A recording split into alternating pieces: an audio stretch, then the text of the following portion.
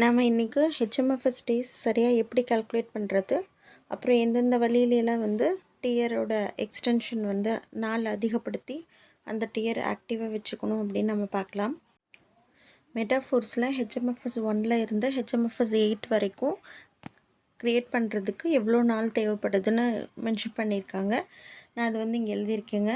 அதாவது ஹெச்எம்எஃப்எஸ் 1 வந்து நம்ம க்ரியேட் பண்ணணும் அப்படின்னா நம்மளுடைய ஃபோர்ஸ் காயின் வந்து 21 டேஸ் ஹோல்டு பண்ணி வைக்கணும்.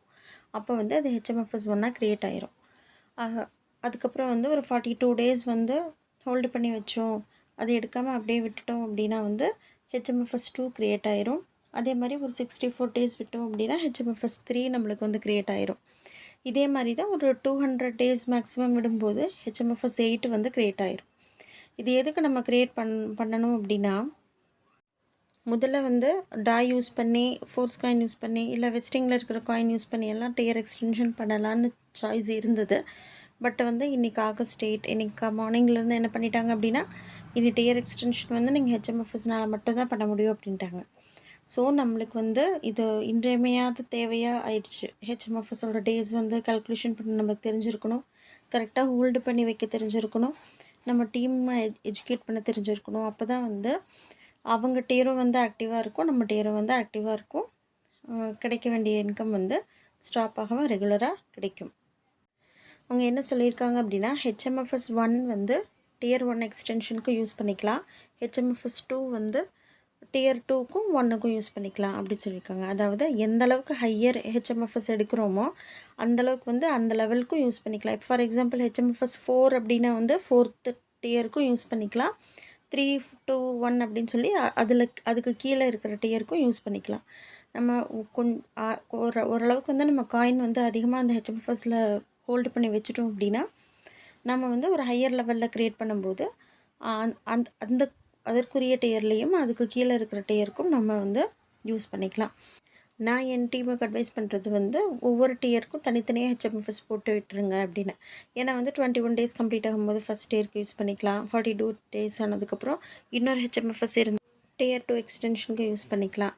அந்த மாதிரி வந்து ஒவ்வொரு டியருக்கும் தனித்தனியாக ஹெச்எம்எஃப்எஸ் போட்டு விட்டுருந்தா வந்து கரெக்டாக வந்து இந்த ஃபஸ்ட் டியருக்கு 21 டேஸ், செகண்ட் டியருக்கு 42 டேஸ், தேர்ட் டியருக்கு வந்து 64 டேஸ் அப்படின்னு சொல்லிட்டு ஒவ்வொன்றும் ரெடியாக அந்தந்த டியருக்குரிய எக்ஸ்டென்ஷனுக்கு வந்து யூஸ் பண்ணிக்கலாம். அப்படிங்கிறது தான் வந்து நான் என் டீமுக்கு சொல்கிறது. நீங்கள் வந்து நிறைய மந்த்ஸ் வந்து எல்லா டியரும் எக்ஸ்டெண்ட் பண்ணி வச்சுருக்கீங்க அப்படின்னா வந்து உங்கள்கிட்ட நிறையா காயின் இருக்கிற பட்சத்தில் ஒரே ஹெச்எம்எஃப்எஸை கூட பண்ணி வச்சுக்கலாம். நம்ம ஒரு டயர் வந்து ஃபஸ்ட் டைம் ஆக்டிவேஷன் பண்ணுறோம் அப்படின்னா, நம்மளுக்கு எந்த டியருமே வந்து ஆக்டிவேஷன் பண்ணும்போது நம்மளுக்கு ஒரு 30 நார்மல் டேஸ் வந்து கிடைக்கும் அடுத்த எக்ஸ்டென்ஷனுக்கு. நாம் இப்போது ஒரு டியர் வந்து ஆக்டிவேஷன் பண்ணுறோம் அப்படின்னா அடுத்த 30 நாளுக்கு அப்புறம் எக்ஸ்டென்ஷன் பண்ணுறதுக்கு ஹெச்எம்எஃப்எஸ் வந்து எவ்வளோ நாளில் ரெடி ஆகும் அப்படிங்கிறது வந்து கண்டிப்பாக நம்மளுக்கு தெரிஞ்சிருக்கணுங்க.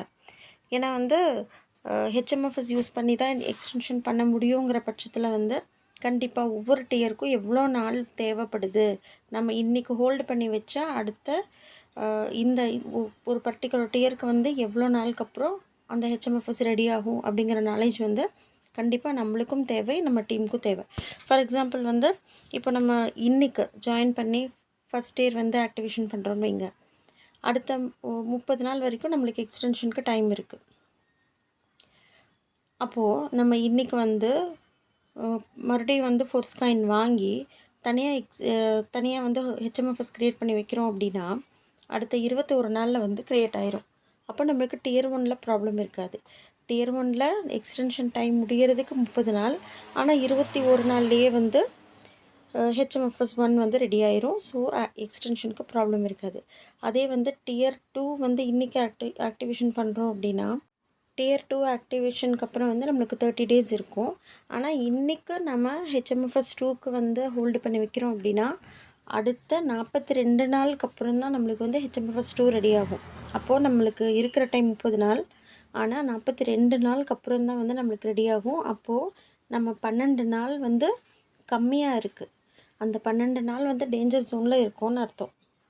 அதை ரீஃபில் பண்ணுறதுக்கு, அது சரி செய்கிறதுக்கு என்ன ஆப்ஷன் அப்படின்னு சொல்லிட்டு நான் கடைசியில் சொல்கிறேன்.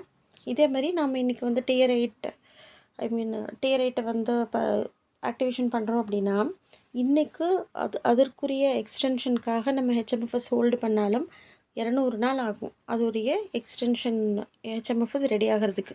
சில பேருக்கு ஒரு டவுட்டு, டியர் 9 வரைக்கும் இருக்குது, ஆனால் ஹெச்எம்எஃப்எஸ் 8 தானே இருக்குது, அப்போ டியர் 9க்கு என்ன பண்ணுறது அப்படின்னு கேட்குறாங்க.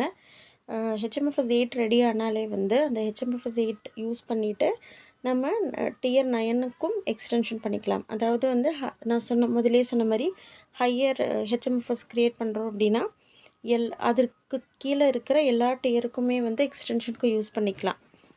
நம்மக்கிட்ட வந்து ஹெச்எம்எஃப்எஸ் 8 இருந்தாலே டியர் 9லேருந்து டியர் 1 வரைக்கும் எல்லா டியருக்கும் உண்டான எக்ஸ்டென்ஷனும் நம்ம வந்து பண்ணிக்க முடியும்.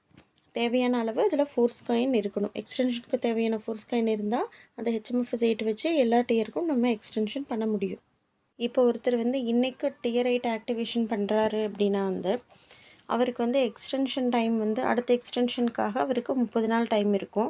ஆனால் இன்றைக்கி அவர் ஹெச்எம்எஃப்எஸ் 8க்கு க்ரியேட் பண்ணி வச்சுருந்தாலும் ஹோல்டு பண்ணி வச்சுருந்தாலும் ஹெச்எம்எஃப்எஸ் அவருக்கு இன்னும் 200 நாள் தேவைப்படும் ஹெச்எம்எஃப்எஸ் 8 வந்து க்ரியேட் ஆகிறதுக்கு. அப்போது அவர் 174 வந்து டேஞ்சர் ஜோனில் இருக்கார். ஏன்னா அவர் க்ரியேட் ஆகிறதுக்கு 200 நாள் ஆகும். எக்ஸ்டென்ஷன் டைம் மீதி இருக்கிறது அவருக்கு 30 நாள் தான். அப்போது 170 நாள் வந்து அவருக்கு ஷார்ட் ஆகுது. இந்த வீடியோ வந்து கண்டினியூஸாக கேளுங்க, அதை நான் எப்படி சரி பண்ணுறது அப்படின்னு சொல்லிட்டு சொல்கிறேன். சில ஆப்ஷன்ஸ் வந்து மெட்டாஃபோர்ஸில் கொடுத்துருக்காங்க, அதை வச்சு நம்ம வந்து கம்மியான டேஸ் வந்து சரி பண்ணிக்கலாம். இதில் பாருங்கள், ஃபார் எக்ஸாம்பிள் ஒருத்தர் வந்து ஹெச்எம்எஃப்எஸ் 1க்கு வந்து ஹோல்டு பண்ணி வச்சுருக்காருன்னு நினைப்போம். அவருக்கு வந்து ஹெச்எம்எஃப்எஸ் 1க்கு 21 டேஸ் ஆகும்னு சொன்னேன் இல்லைங்களா, அவருக்கு ஒரு 10 நாள் முடிஞ்சது, இன்னும் ஒரு 11 நாள் பாக்கி இருக்குது. ஒரு 11 நாளுக்கு அப்புறம் ஹெச்எம்எஃப்எஸ் 1 ரெடி ஆயிரும்னு நினச்சிக்கோங்க.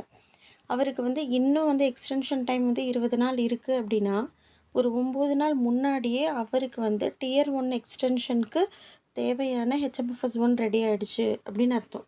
அவருக்கு ஒன்றும் பிரச்சனை இல்லை. அதுவே இன்னொருத்தர் வந்து டியர் 2 ஆக்டிவேஷன் பண்ணியிருக்காருன்னு வைங்க, அவங்களுக்கு வந்து ரிமைனிங் டேஸ் வந்து ஒரு 10 நாள் தான் இருக்குது. 30 நாளில் 20 நாள் முடிஞ்சிருச்சு, ஒரு 10 நாள் தான் இருக்குது. ஆனால் அவர் ஹெச்எம்எஃப்எஸ் 2க்காக வந்து ஹோல்டு பண்ணதில் ஹெச்எம்எஃப்எஸ் 2 க்ரியேட் ஆகிறதுக்கு இனி 19 நாள் இருக்குது அப்படின்னா அவருக்கு 9 நாள் பத்தாமல் இருக்குது. அந்த 9 நாள் சரி பண்ணுறதுக்கு என்ன வழி அப்படின்னு சொல்லிட்டு இனி நம்ம பார்ப்போம்.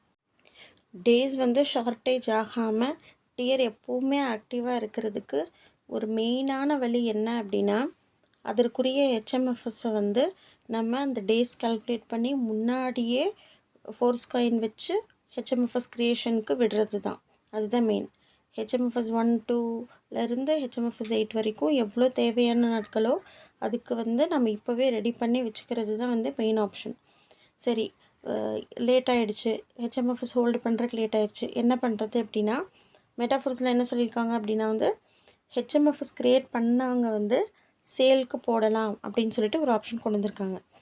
அப்போது ஹெச்எம்எஃப்எஸ் 1லேருந்து 8 வரைக்கும் வந்து சேலுக்கு வரும்போது அது அவைலபிளாக இருக்கும்போது நம்ம எப்படி என்எஃப்டி வந்து பர்ச்சேஸ் பண்ணுறோம், அதே மாதிரி வந்து ஹெச்எம்எஃப்எஸ் 1லேருந்து ஹெச்எம்எஃப்எஸ் 8 வரைக்கும் பர்ச்சேஸ் பண்ணுறதுக்கு ஆப்ஷன் இருக்கும். சரிங்களா, அது இனி வரல, இனிமேல் வரப்போகுது. ஸோ அந்த மாதிரி இருக்கும்போது நம்ம ஹெவி டிமாண்ட்னால் சீக்கிரம் வந்து பர்ச்சேஸ் பண்ணிவிடுவாங்க. ஓரளவுக்கு வந்து டிமாண்ட் இருக்குது அப்படின்னா நம்மளுக்கும் கிடைக்கிறக்கு சான்ஸ் இருக்குது. ஆனால் அது கண்டிப்பாக நாமளே ஃபோர்ஸ் காயின் வாங்கி ஹெச்எம்எஃப்எஸ் க்ரியேட் பண்ணுறதை விட அது சேலில் போட்டது வந்து வாங்கும்போது கண்டிப்பாக ஹை ப்ரைஸில் தான் இருக்கும் அப்படின்னு சொல்லியிருக்காங்க. ஏன்னா யார் ஒருத்தர் வந்து 21 நாள்லேருந்து 200 நாள் வரைக்கும் அதை ஹோல்டு பண்ணி வச்சு யூஸ் பண்ணாமல் ஹோல்டு பண்ணி வச்சு அது விற்கிறாங்க அப்படின்னா ப்ராஃபிட் வச்சு தான் விற்பாங்க. அப்போது நாம் ஃபோர்ஸ் காயின் வாங்கி வச்சு ஹோல்டு பண்ணுறதை விட டைரெக்டாக வாங்கினோம் அப்படின்னா வந்து கண்டிப்பாக வந்து ப்ரைஸ் கொஞ்சம் அதிகமாக தான் இருக்கும் அப்படின்னு சொல்கிறாங்க. தேர்ட் ஆப்ஷன் என்ன அப்படின்னா, நம்மளுக்கு வந்து ஹெச்எம்எஃப்எஸ் ஹோல்டு பண்ணதுலேயும் டைம் பத்தலை, ஹெச்எம்எஃப்எஸ் மார்க்கெட்லேயும் கிடைக்கல அப்படின்னா வந்து வேறு வழியே இல்லைங்க. நம்ம வந்து எந்த டியரோட டைம் முடிய போகுதோ அதுக்கு வந்து நம்ம ஃபுல் ஆக்டிவேஷன் வந்து பண்ணி தான் ஆகணும். இதுதான் தேர்ட் ஆப்ஷன். ஸோ எப்படி இருந்தாலும் நம்ம டியர் வந்து ஆக்டிவாக வச்சுக்க வேண்டியது நம்ம கையில் தான் இருக்குது. ஸோ கடைசி டைம் டென்ஷன் இல்லாமல் முதல்லையே வந்து ஹெச்எம்எஃப்எஸ் க்ரியேட் பண்ணி வைக்கிறதுக்கு இன்றைக்கே ஃபோர்ஸ் காயின் ஹோல்டு பண்ணி வச்சிடலாம். அதுதான் இருக்கிறதுலே 100% பெஸ்ட். இந்த வீடியோ வந்து உங்களுக்கு யூஸ்ஃபுல்லாக இருக்கும்னு நம்புகிறேன். Thank you so much. Thanks for வாட்சிங் த வீடியோ.